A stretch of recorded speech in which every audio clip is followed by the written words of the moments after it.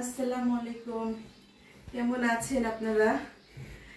তো আমরা তো আছি মোটামুটি, মানে একটু আগে এই মুহূর্তে ঢাকার শহর না, মানে পুরো বাংলাদেশে যে একটা ভূমিকম্প যে একটা ঝাঁকুনি দিছে, আমরা আসলে প্রচুর ভয় পাইছি।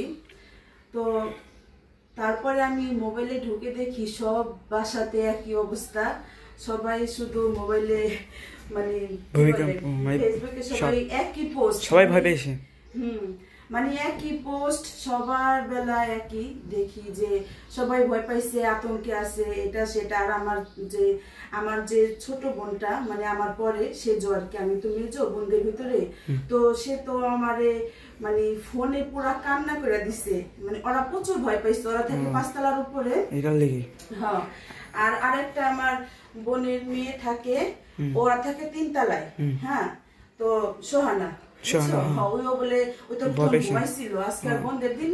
আমার চা সুটা পুইরা আছে কি কও? আর সাইদ মাহিদুল্লাহ নাস্তা খাচ্ছিল, চা পুইরা আছে। হ্যাঁ, আসলে ওই মুহূর্তে আমার ভিডিও করার মতো কোনো পরিস্থিতি ছিল না। আমরা সবাই ঘর থেকে, তুমি পাগে করাছি না? হ্যাঁ, আমরা সবাই ঘর থেকে মানে বাহিরে, মানে আমাদের এলাকায় সবাই আমরা বাহিরে বের হয়ে গেছি। আর আমরা থাকি নিচতলায়। তো নিচতলায় কিন্তু একটু ঝাঁকুনি অল্প হয়েছে, আর মানে সবচেয়ে একটু কম হয় নিচতলাতেই। আর বেশি বেশি যারা উপরে তলায় আছে, যাদের বাড়ি ঘর, তারা আসলে আরো বেশি বুঝতে পারছে। আজকে সকালটা মানে একটু কি বলে খারাপ হয়েছে, মানে ভয়ানক কাহিনী হয়ে গেছে। তারপরে আমি মোবাইলে ঢুকে দেখে এত মানে সবাই দিচ্ছে, শেয়ার করতেছে এই ব্যাপারটা। আর যে কোন জায়গায় জানি দেখলাম মানুষ মারা গেছে, টঙ্গী বুঝি না মানে বংশাল না কোন জায়গায় জানি দেখলাম, ঢাকা শহর তো মানে সব এক লগে ভাই না, এটা তো রাস্তার ভিতরেই দেখি যে মারা গেছে একটা বাচ্চাও দেখলাম সাথে। আমাদের গ্রাম একটু বাড়ি ফাঁকা আছে, আমাদের তো এখানে গ্রাম অঞ্চল ফাঁকা আছে। আর আমার বোনরা তো থাকে শহরে, তারা অনেক যে বোনটা 5 তলার উপরে থাকে, তারা 5 তলা থেকে একদম নিচে নামছে, পুরো আতঙ্কের ভিতরে। মানে আজকে দিনটা যে কি ভয়াবহ কাটলো। হ্যাঁ, সকাল মানে ভয়ঙ্কর দিয়া দিনটা শুরু হলো। আল্লাহ সবাই ভালো রাখুক, সুস্থ রাখুক, হেফাজতে রাখুক, এই দোয়াই করি। আর আমি তো নাস্তা খাওয়া শেষ হয়েছে, ছেলেরা অনেক আতঙ্কের ভিতরে ছিল। মানে কি বলবো, বললাম না যে ওই মুহূর্তে আমরা সবাই বাহিরে, আমার শাশুড়ি, মানে আমরা তো এই বাসায়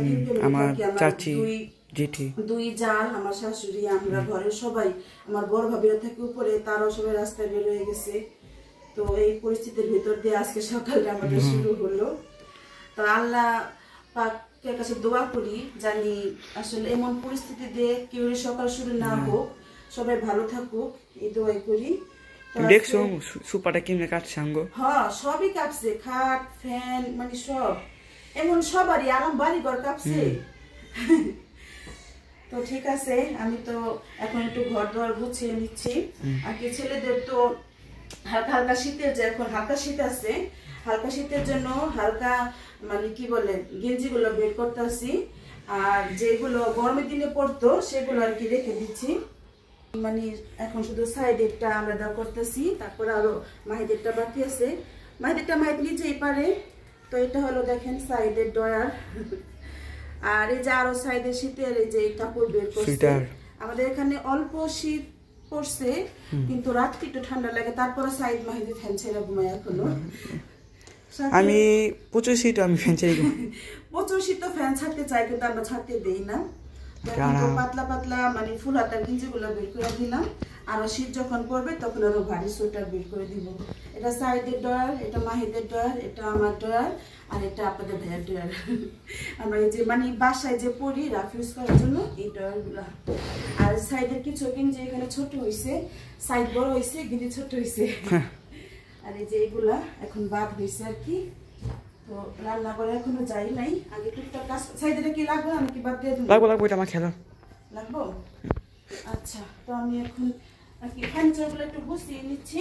মানে গুছিয়ে বলতে কি, প্রতিদিনই তো গোছানো হয়, আবার পুছা হয়। তারপর শীতের দিন তো এখন ধুলাবালি আসলে কোত্থেকে আসে। আর আমার হাত পা এখনো কাঁপতেছে, মানে কোনো কাজ করতে মন চাইতেছে না, কেমন জানি একটা আতঙ্কে একটা ভিতর দিয়া গেছি তো এতক্ষণ। তা আমি কিন্তু অনেক দেরি করে ভিডিওটা শুরু করলাম। আমাদের এখানে 11:15 না 10:30 বাজে শুরু হয়েছে না ভূমিকম্পটা। 10:30 10:30 সব এলাকায় বুঝি একই টাইমে। হ্যাঁ একই টাইমে, ওটা না আর কি এই আমাদের এখানে তো এখন 12:30 মানে 1 ঘন্টা পর আমি ভিডিও শুরু করছি, তারপর দেখি এখন আমার হাত পা কাঁপতেছে। আমার কথা মনে হয় সুবা কাঁপতেছিল আগে এখন আমার কাছে। টিভিটা কেমনি যে করলো ওইটাই আমি এটা নিয়ে 2বার দেখলাম, অনেকেই সবাই বলতেছে জীবনে প্রথম দেখলাম, জীবনে প্রথম কিন্তু না, আমরা আরেকবার দেখছি, রাত্রে হয়েছিল। তখন তুমি ছোট, আরো 7-8 বছর আগে।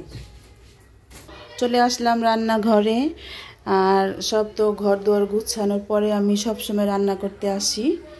তো আসার পরে আমি যে পুঁই শাক কেটে নিলাম।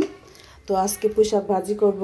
কালকে তো পুঁই শাক রান্না করছিলাম গরুর মাংস দিয়ে, তো অনেকগুলো পুঁই শাক আনছিল, তো অর্ধেক রান্না করছি গরুর মাংস দিয়ে, বাকিটুকু আজকে ভাজি করব। আর এখানে নামাইছি আজকে ইলিশ মাছ, ছোট ছোট ইলিশ। তারপরে এখানে তো আমি কালকে ডাল গরম দিচ্ছি। আর এখানে দেখেন মুরগি আছে, ভাজি আছে, মানে কালকের অনেক তরকারি রয়ে গেছে। আর এই তো কালকে যে রান্না করছিলাম গরুর মাংস দিয়ে পুঁই শাক, তো অনেক তরকারি তো আছে, তাই আজকে অল্প রান্না, মানে শাক ভাজি করব আর এই যে ইলিশ মাছ শুধু ভাজবো। তো সাইদ তো গোসল করতেছে, গোসল করে নামাজে যাবে, আছে জুম্মাবার। দেখেন আমি এখানে ভাজা মাছ বসিয়ে দিলাম, মানে মাছ ভাজতেছি আর কি, সব কথা শুধু উল্টা পুল্টা বলতেছি। তো এখানে তো শুধু আজকে আমি মাছ ভাজাই করব, রান্না করব না। আর এই যে এখানে আমি, হ্যাঁ তুমি যাইতেছো, দাঁড়াও আমি আসতেছি, তোমার একটু ভিডিও করুন না। আর এই যে এখানে হলো আমি শাক ভাজি বসাই দিছি। সাইড তো গেছে গানা, আজকে তো জুম্মাবার, তো সাইদ তো আগে চলে গেছে, এখন মাহিদ যাচ্ছে মসজিদে নামাজ পড়তে। হ্যাঁ হ্যাঁ, ওই যে দাওয়াত খেতে গেছিলা, লাগতেছে কি অনেক দিন। আসলে ওই তো প্রচুর ব্যস্ত থাকে, সকালে নাস্তা খাওয়ার পর ওই কোচিংয়ে গেছিল, একটু আগে আসলো, তাই তখন সাইডে ভিডিও করছে, এখন আবার সাইড নাই, নামাজে গেছে। এই আর কি 2 ভাই আর কি, যখনই থাকে আমি ফাঁকে ঝুঁকে নেওয়ার চেষ্টা করি। তো যাও, তোমার আবার নামাজের দেরি হয়ে যাবে, সাইড তো কখনই চলে গেছে।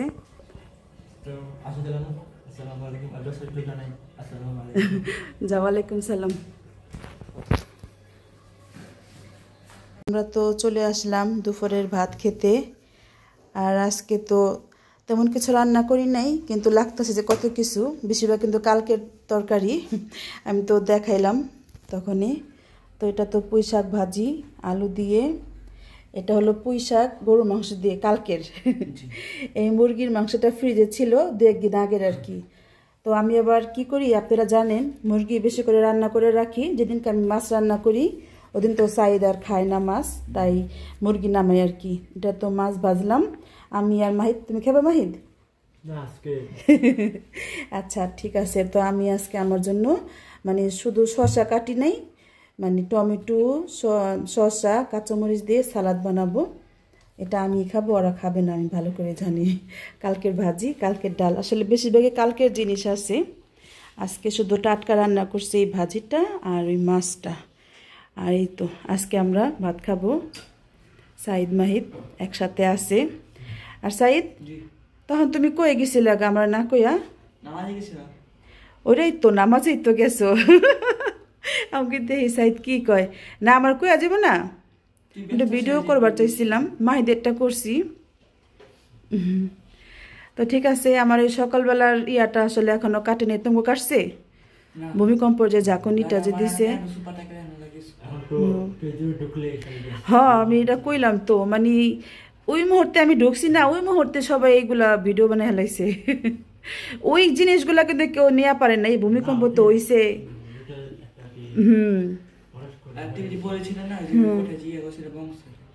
বংশালে হইছে, বংশালে মানুষ মারা গেছে।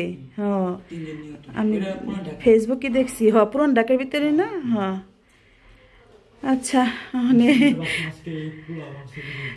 পোলাও মাংস আসলে রান্না করতাম, কিন্তু এতগুলো জিনিস আছে কালকের। আর আজকে আমার আজকে সকালবেলা থেকেই মানে ওই জিনিসের পরের থেকেই কেমন জানি কি হাত চলতেছে না কাজের, আবার এখনো আমার দাগ দাগ করতেছে আর কি সকাল থেকেই, মানে সকালটা আজকে ভালো যায় নাই। আচ্ছা ঠিক আছে, তো আমরা এখন খাওয়া দাওয়া শুরু করি। এখন ছেলেদের ভাত বেড়ে দিচ্ছি।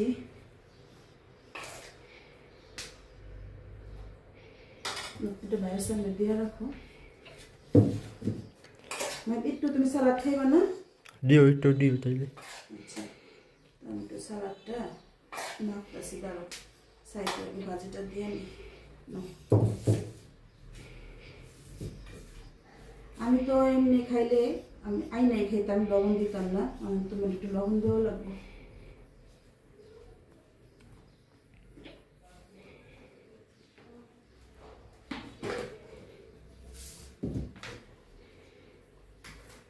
তো প্রিয় দর্শক, আজকে আমরা এখানে বিদায় নিয়ে নিই। নামাহিদ হলো, এখন তো খাওয়া দাওয়া করবো। দুপুরে খাওয়া দাওয়া শেষ করে প্রতিদিন মানে যেমন চলে। তো আজকে তো শুক্রবার, আজকে টোটো রকমের মানে আজকে তো মাহিসাইদ খেলতে যাবে না, এমন তারা সময় পায় না। সাইদ খেলে স্কুল থেকে আসা, আর সাইদ 2 দিন ধরে স্কুল বন্ধ, কারণ ফাইনাল পরীক্ষা শুরু হবে রবিবার না সোমবার? কবে? 24 তারিখ। 24 তারিখ কি বার? রবিবার। সোমবার। আচ্ছা সোমবার। তাই মানে আর স্কুল কদিন বন্ধ, ফাইনাল পরীক্ষা শুরু হবে। আমার তো সামনে ছুটি। তোমার আবার বন্ধ দিব? হ্যাঁ, শীতের ছুটি। শীতের ছুটি দিব ডিসেম্বরের 1 তারিখে আমাদের কলেজে নবীনবরণ, তারপর আর ছুটি, 1 মাস ছুটি। আমরা এখন এখানে বিদায় নিয়ে নিই।